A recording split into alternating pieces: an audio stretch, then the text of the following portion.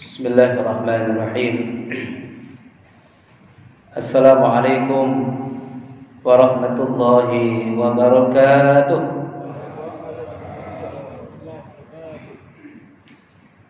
Inna hamdalillah nahmaduhu wa nasta'inuhu wa nastaghfiruh.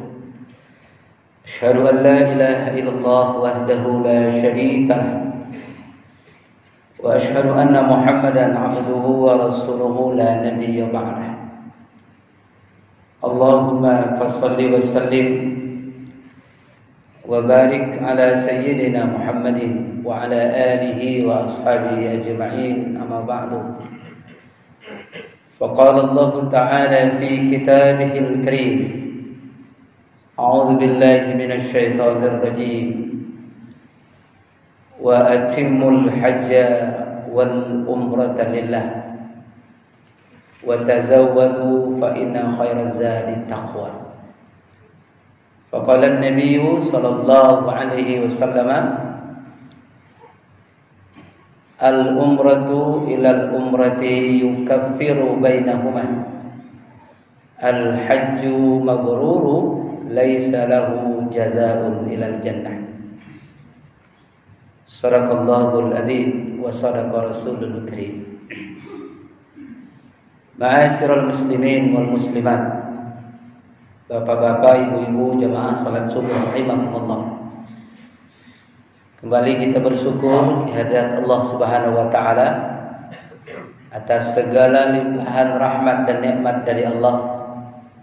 Kembali subuh ini kita diberikan hidayah untuk hadir salat subuh berjamaah. Mudah-mudahan seluruh rangkaian amal ibadah kita diterima oleh Allah Subhanahu wa taala. Amin, Allahumma amin. Salawat beriring salam untuk junjungan kita Nabi besar Muhammad sallallahu alaihi wasallam. Bi qaulina Allahumma shalli ala sayyidina Muhammad wa ala ali sayyidina Muhammad. Ma'asyiral muslimin, jamaah subuh yang berbahagia. Tema kajian tauhid kita pada subuh kali ini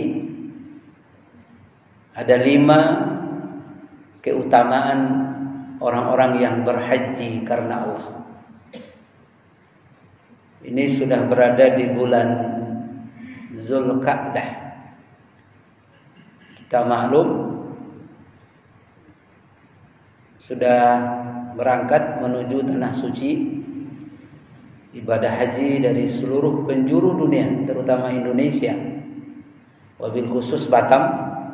Ya, kemarin sudah diberangkatkan ke tanah suci jamaah calon haji.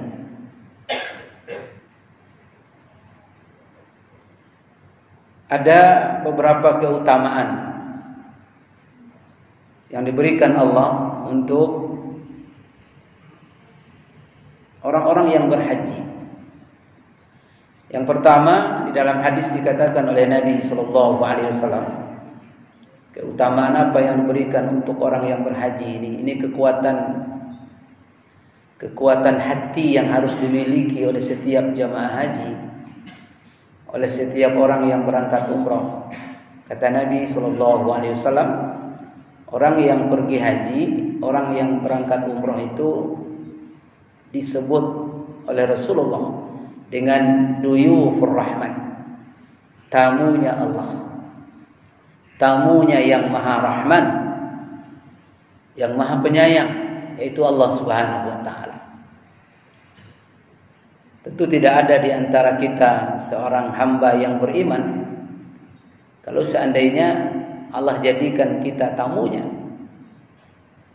Dan haji itu tidaklah sebentar. Kalau dia reguler itu 40 hari. Kalau dia haji khusus itu biasanya 25 sampai 30 hari. Selama 40 hari atau 30 hari ataupun 25 hari itu dia adalah duyufur rahman, adalah tamu Allah. Betapa istimewanya mereka-mereka yang berangkat haji. mereka-mereka yang berangkat ke tanah suci. Dalam hadis sahih disampaikan oleh Nabi SAW, inna duyufa, sesungguhnya tamuku itu ada 3. Pertama, orang yang berangkat untuk berjihad, untuk berjuang di jalan Allah. Kalau ada orang yang berangkat untuk membela agama Allah, itu tamu Allah. Termasuk orang yang berangkat untuk berdakwah, itu termasuk tamu Allah. Yang kedua, orang yang berangkat haji dan berangkat umrah, itu tamu Allah. Yang ketiga, orang yang berangkat ke masjid, itu tamu Allah. Jadi selama kita berada di masjid, itu menjadi tamu Allah Subhanahu wa ta'ala. Tidak ada orang yang tidak senang menjadi tamu Allah. Jangankan tamu Allah, tamu manusia saja, bukan main indahnya, bukan main senangnya perasaan kita menjadi tamu manusia, apalagi menjadi tamu Allah Subhanahu wa ta'ala. Tentu Allah siapkan hidangan-hidangan istimewa untuk kita yang nilainya sangat luar biasa. Ini yang pertama. Kalau kita ditakdirkan oleh Allah menjadi orang-orang yang menunaikan haji dan umrah, maka ketika itu dan selama perjalanan kita menjadi duyufullah, duyufur Rasulullah, menjadi tamu Allah dan tamunya Rasulullah sallallahu alaihi wasallam. Ini yang pertama. Yang kedua, ad-du'a istijabah. Doanya senantiasa diijabah oleh Allah Subhanahu wa taala. Dalam suatu riwayat disampaikan oleh baginda Nabi sallallahu alaihi wasallam, "Man kharaja fil haji wal umrah." Siapa yang keluar meninggalkan rumahnya, meninggalkan kampungnya untuk berhaji dan berumrah, mulai dia turun dari rumahnya sampai dia dalam perjalanan, sampai dia berada di tanah suci Mekah Madinah, sampai dia kembali ke negerinya, maka selama itu ad-du'a istijabah. Doa-doanya senantiasa dikabulkan oleh Allah Subhanahu wa taala. Makanya dalam riwayat lain, doa siapa yang paling mustajab? Doa siapa yang paling diijabah oleh Allah Subhanahu wa taala? Ialah doa orang yang safar, doa orang yang dalam perjalanan, terkhusus perjalanan haji dan umrah. Makanya kata Rasulullah, ketika kita ditakdirkan Allah berangkat haji, takdirkan Allah berangkat umrah, apa kata Rasulullah? Aktsirud du'a.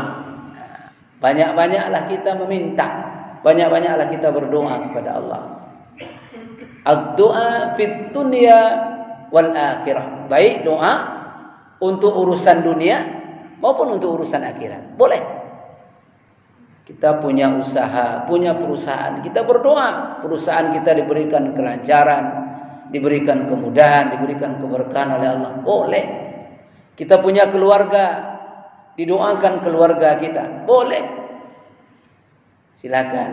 Apalagi untuk akhirat, tentu lebih baik lagi permintaan dan doa kita. Jadi intinya ketika berangkat haji, ketika berangkat umrah, secara akidah ya, ad-du'a istijabah. Yakini bahwa doa kita diijabah oleh Allah Subhanahu wa taala, tidak pernah ditolak. Makanya jangankan orang yang berangkat, orang yang melepas orang berangkat pun minta doa.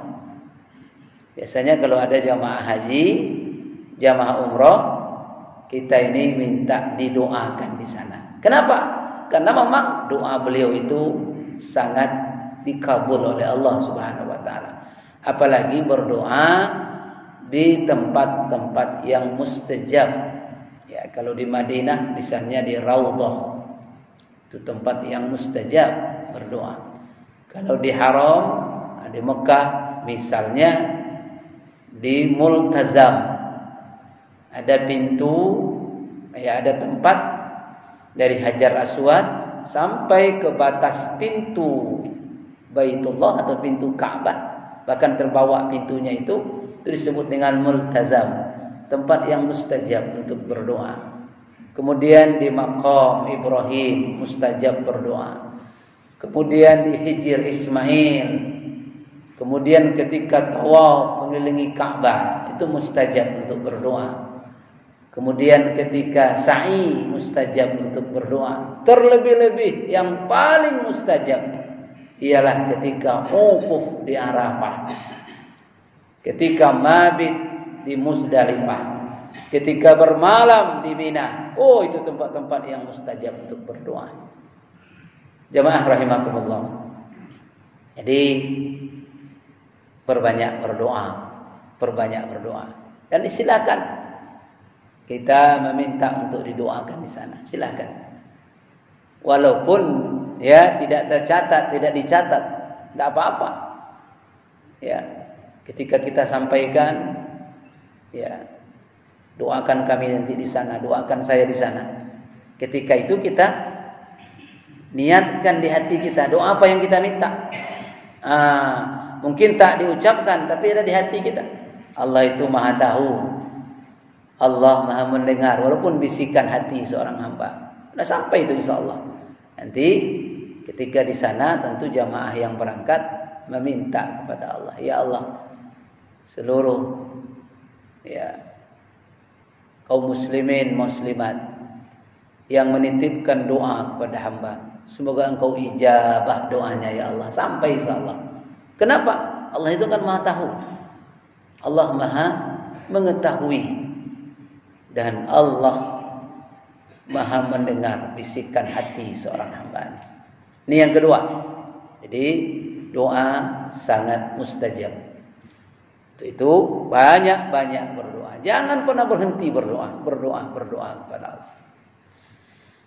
Yang ketiga, dosa-dosa diampuni oleh Allah Subhanahu wa taala. Makanya para ulama sering menyampaikan, kalau engkau ditakdirkan Allah berangkat haji, kalau engkau ditakdirkan Allah berangkat umrah, aktsiru maghfirah wa taubah. Banyak-banyak di sana untuk minta ampun dan bertaubat kepada Allah Subhanahu wa taala. Manalah tahu di masa lampau banyak kealfaan, banyak dosa dan kesalahan kita. Kita minta kepada Allah. Bahkan dalam hadis dikatakan, Innallaha azza wa jalla, sesungguhnya Allah Subhanahu wa taala aktsara, paling banyak memberikan pengampunan kepada hambanya ketika wukuf di Arafah. Makanya al-hajju Arafah. Haji itu ialah wukuf di Arafah. Sebenarnya kan yang sesungguhnya haji itu ya 5 hari itulah. Mulai dari wukuf di Arafah setelah tergelincir matahari di 9 Zulhijjah. Kemudian terus ke Muzdalifah untuk mabit, bermalam di Muzdalifah. Kemudian terus ke Mina, melontar jumrah. 3 hari itu. Terus sampai kalau nafar awal ya nanti sampai tanggal 12 Zulhijjah dia masih di Mina. Kemudian dia balik ke haram mengerjakan tawaf ifadah, tawaf rukun haji. Kemudian dia sa'i, ditutup dengan tahallul, selesailah ibadah hajinya. Dan itu rangkaian haji sebenarnya. Hanya 4 hari 5 hari. Cuma kenapa lama? Karena ada proses ziarah, ada proses arba'in, salat 40 waktu tanpa terputus di Madinah. Ya, itu amalan-amalan tambahan. Tapi khusus untuk haji itu sebenarnya mulai dari dia berangkat ke Arafah sampai mabit di Mina, sampai di Muzdalifah, sampai melontar jumrah, sampai tawaf ifadah rukun haji, sampai dia nanti tahallul. Nah, itu puncak hajinya. Jamaah rahimakumullah. Jadi intinya apa? Dosa-dosa diampuni Allah. Makanya selama kita ditakdirkan Allah, diberikan Allah nikmat untuk berhaji, untuk berumrah, jangan lupa ya selalu dan terus menerus kita mohon ampun kepada Allah Subhanahu wa taala. Bahkan amalan amalan utama ketika wukuf itu apa sebenarnya? Tidak ada yang lain, ya, kecuali memohon ampun kepada Allah Subhanahu wa taala, bertaubat kepada Allah. Walaupun banyak zikir, baca Quran dan sebagainya, tapi amalan intinya apa? Ya, mohon ampun dan bertaubat kepada Allah Subhanahu wa taala. Ini yang ketiga. Yang keempat apa? Al-amalu yudha'afun. Amal di sana dilipat gandakan oleh Allah. Jadi ketika orang berangkat haji, berangkat umroh, itu amalnya senantiasa dilipat gandakan oleh Allah. Beda dengan kita sholat di masjid sini. Ya. Sampai dikatakan oleh Nabi dalam hadis, "Salatu fi masjidi." Sholat di masjidku ini. Nah, maksud Rasulullah di Masjid Nabawi di Madinah. Afdalu, itu lebih afdol, lebih utama nilainya daripada sholat di tempat lain, 1 berbanding 1000. Artinya apa? 1 kali kita sholat di Masjid Nabawi, 1000 kalilah sholat di tempat lain termasuk di masjid kita ini. Kalau seandainya kita 17 rakaat sholat fardunya, berarti kalikan 1000.